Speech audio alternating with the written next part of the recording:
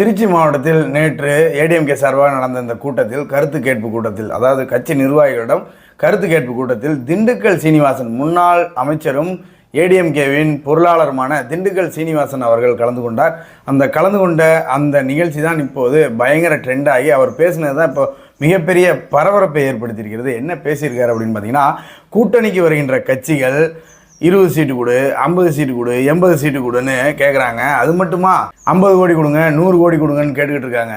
எடப்பாடி பழனிசாமி என்ன சொல்லியிருக்காரு அப்படின்னு பார்த்தீங்கன்னா, கூட்டணி பேச்சுவார்த்தையெல்லாம் நான் பார்த்துக்கிறேன், நீங்கள் கட்சி வேலையை பாருங்கன்னு சொல்லிட்டாராமா அப்படின்னு திண்டுக்கல் சீனிவாசன் அவர்கள் சொல்லியிருக்காரு. கூட்டணியாக வருபவர்கள் என்ன சொல்கிறாங்க அப்படின்னு பார்த்தீங்கன்னா, இபிஎஸ் தான் அடுத்த முதலமைச்சர், அதாவது எடப்பாடி பழனிசாமி அவர்கள் தான் அடுத்த முதலமைச்சர்னு மக்கள்லாம் பேசிக்கிறாங்க. அதனால் நாங்கள் இந்த கூட்டணிக்கு வரோம் அப்படின்னு சொல்கிறாங்களாமா.